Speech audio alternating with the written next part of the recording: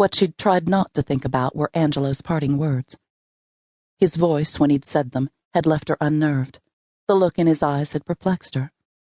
It was as if their nearly 4 years together hadn't existed at all, when she knew very well that they had. She'd been 16 the night she'd sneaked upstairs to his bed.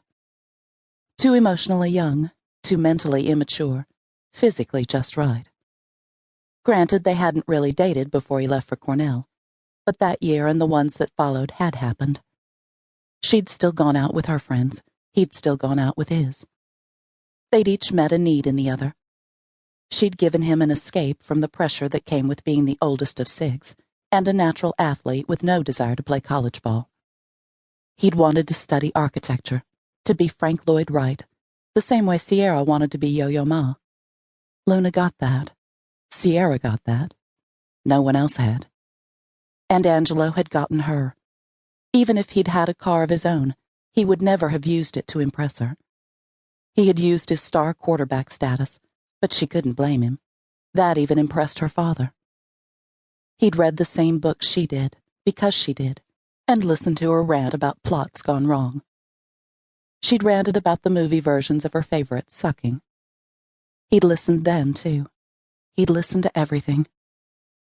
And now that they'd kissed, yes, she'd wanted it, after their history. How could she not? But she was old enough to know getting what she wanted was not necessarily a good thing. She wanted ice cream, daily, Rocky Road or Vanilla Bean. She wanted pizza, Greek pizza with spinach and red onions and Kalamata olives and feta cheese. She wanted salted caramel apple cupcakes from Butter's Bakery. And really, there were more things she wanted than food, and food shouldn't even be on her mind after all she'd ordered at Melina's. It was that kiss, making her hungry, making her want more of him, making her ache to end up exactly where he'd said they would.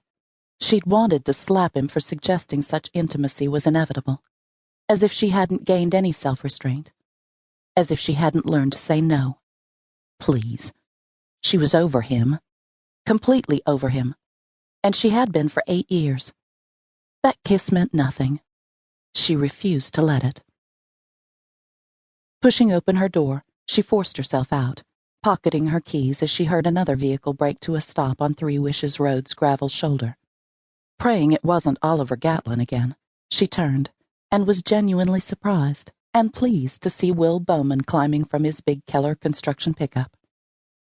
He headed toward her, the sun casting a funhouse shadow of his tall, lanky body down the driveway and onto her car. Welcoming the distraction, she walked away from the house, where Angelo waited, to meet him. "Will! What are you doing here?" His smile was coy, the light glinting off strands of his blue-black hair. "Wanted to see where you've been spending all your time." The implication being that she wasn't spending it with him. Or was she reading more into the one dinner he'd cooked for her months ago? "I've been busy, which working for 10, you should know. And from what I hear, Kaylee's house has been keeping you busy, too." He nodded, shoved his fists into the pockets of his skinny black jeans. "Who knew the short-term gig for the cafe would turn into a long-term gig after the fire? Though a lot of the delay goes to the insurance company for dicking around so long." "I'm just glad the house was salvageable. I haven't driven by in weeks. I'm anxious to see how it looks." "It looks a lot like it did 100 years ago.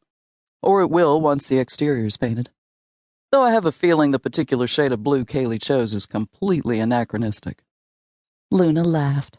"I imagine Kaylee is less concerned about being period authentic than she is being able to live there. She loves that house." "You're preaching to the choir, sweetheart."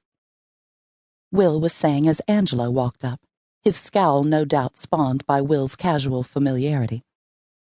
Will scowled, too, his upward chin jerk and the resulting flip of his ironically emo hair equally and unnecessarily territorial.